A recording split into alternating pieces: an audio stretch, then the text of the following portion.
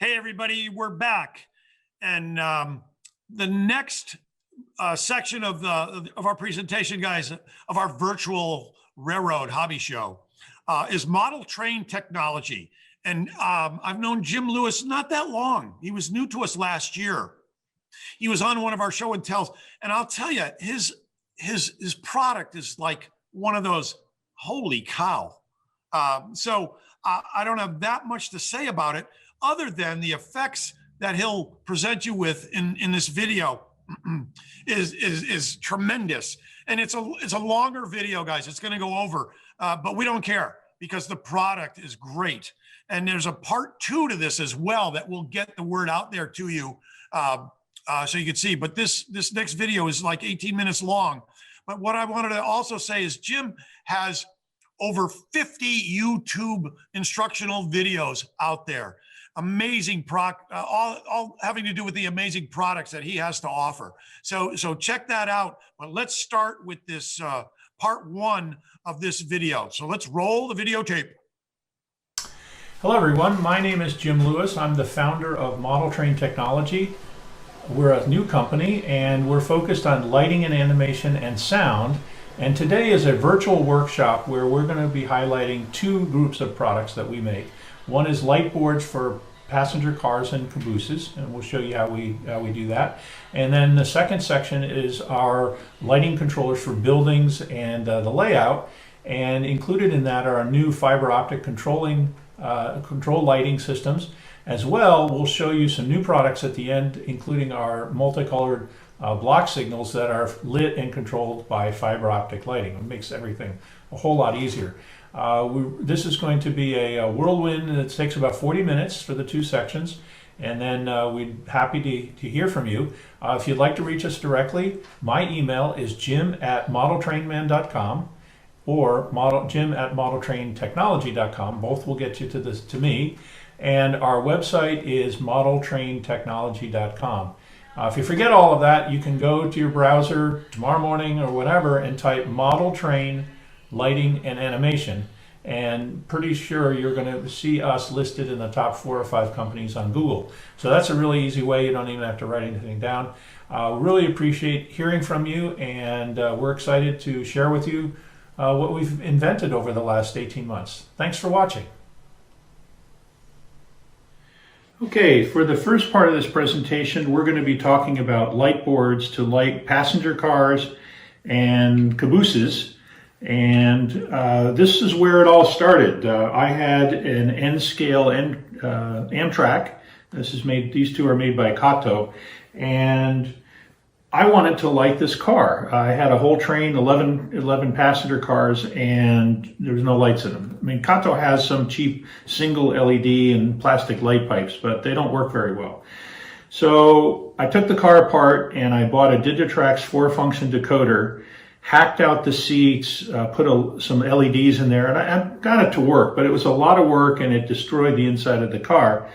So I said to myself, somebody must have designed and built a board that will slip right inside there. And well, you know the story, there wasn't. So this is now the 12th generation of the LED light board. This has a full DCC compliant decoder on it. It works like an engine decoder called a multifunction decoder. This one has, excuse me, all of the banks of capacitors, which you've now been able to add on. This is a new technology. These tantalum capacitors are very small and compact and very efficient. And there's some other features on the board that we'll go through in just a minute. But that fits perfectly inside the roof and inside the plastic tabs, actually would go that way, inside the Kato car. And of course the Kato have wheel pickups on both trucks.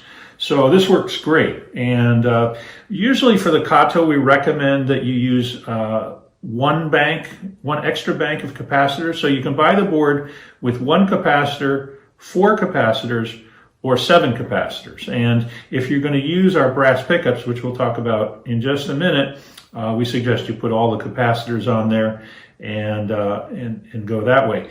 The board, all of the LEDs are mounted on the board. You can't cut this, it's just one piece. If you have a smaller, some of the European cars require a shorter board. We have a shorter version of that. This is 124 millimeters. This is 144.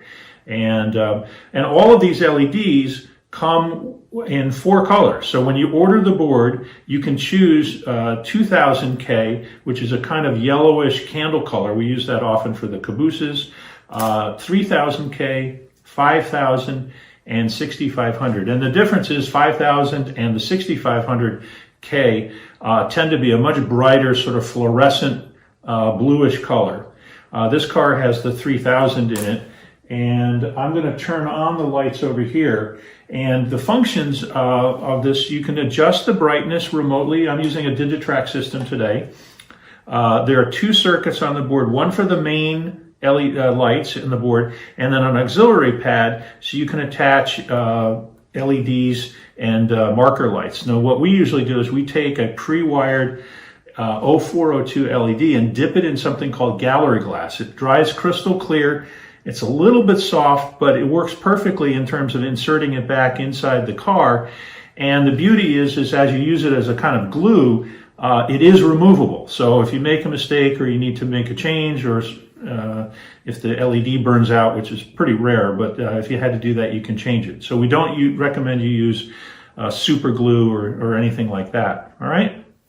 Now, that works great if you have a Kato car, but if you have another brand that doesn't have the wheel pickups, and some of the other cars did, then what do? So I'm going to use this HO board car, and I'm going to show you exactly what we did. We have something called floating brass. And what we do is, so I wanted to be designing circuit boards. I didn't want to be spending time figuring out this brass strip capability. But I tried everything and it didn't really work. And so we came up with this idea that if you soldered a piece of wire to a brass strip and then slid it underneath the axles, just like this, and then just wrapped it around the axles, it produced, it caused a lot of surface area contact between the axle and the brass, which is good. And also, kind of by trial and error, we discovered that by not gluing it and fastening it to the truck and let it float, it avoided one of the key problems of all of those systems, is pinching the axles. And that, of course, creates a lot of friction on the car, and that's bad. So this has worked really well for us, and it's easy to install. We get these brass strips. We have them custom etched in Scotland. And this is what it looks like when it comes to you, and you can just use a regular pair of scissors to cut it up and stick it in. This is the N size. There are 7 strips, and on the HO, it's 2 millimeters wide, so there are 5 strips on there. I think these are $5. So we're not trying to make money on this, just make it available to you. And so let's take the car apart. I left this loose, as you saw. And inside, this is our HO board, and this has, you can order up to 12 of the super caps. On the HO boards, we have a switching power supply. What that means is that the current coming from the tracks is about 14, just under 14 volts typically. The LEDs and the CPU on here for the decoder only need 5 volts. So the difference has to go somewhere, and typically that goes in the form of heat. Well, we didn't want any heat in the board, and we didn't want to use extra current from the tracks that takes away from the engine to light the cars. So what the switching power supply does is uses a high frequency switching mechanism to only use as much current as the circuit board needs. So if you have a normally set LED brightness, very, very little current comes and is drawn into the track. So that really helps quite a lot.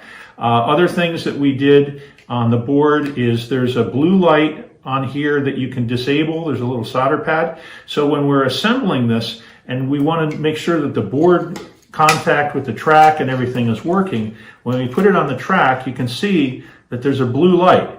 So once we've got the install working and everything, then we can disable that and put the top on. Likewise, there's an LED in the back for a red light to connect for the rears, just to make sure that's working. And we use double stick tape to fasten it in. All right. The last thing that we did, which is a fairly new part is I was taking these apart and I forgot, I'm doing installations for customers and I would forget the address. And so I'd have to disconnect and put the programming track together and so forth. And if anything else happened, if you had to reset the board, typically you have to take the whole thing apart. Well, now what we have is on all of the boards, there's a solid state magnetic sensor, no moving parts. And so when you use this little refrigerator magnet, just wave it over the end of the car, then the board will reset and back to the default address 3 and the standard brightness. So that works really well. And let's turn this on. Let's switch to Loco 3. And this is instant on and instant off, and then you can see that it can fade and we can adjust the brightness. So there you go. So let me show you the other thing. Here's an N-scale example of the floating brass on N-scale. You see it's very small. We tend to like to put the wire, I'm going to use this as a pointer, right here through the base of the wire. So that keeps it out of the way of the coupler. And a couple of people have asked me, can you put it inside, drill a hole through here? We don't recommend that for 2 reasons. You can see that you can't see the wire here because it's going up into the body. So there's no wire hanging down and running the potential of catching something on the track. So what the wire goes through here and right inside the body and up through the body of the car. And you can see that in this example. Another feature, having done a lot of installs, is at the beginning, both the DCC connections were at one end of the board. Well, that's great for Kato because the pickups are at one end. However, in this car where we're going to use our floating brass, what we wanted to do is just have a contact at the other end. So the wires can be neatly tucked in and they don't have to run through the car. So a lot of little subtleties that we learned, customer experience and our own experience installing the light boards.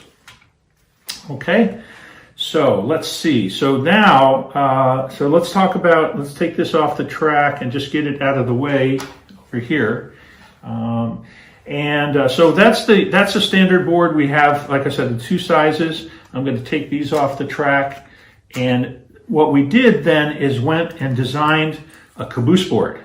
And of course, the caboose has no pickups, and it never have pickups. So we used our floating brass and put that in. And the first board that we made, this is actually one of the samples, it worked okay, but because the car is so light, particularly in N-scale, and it was not designed for the pickups, it was intermittent. The light was intermittent. It just didn't stay on long enough.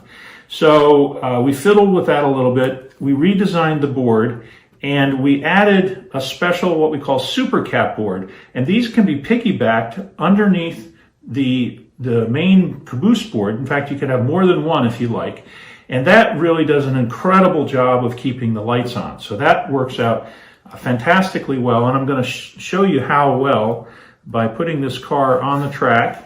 And let's see, get the right loco here going. Oh, don't have it on the wheels. There we go.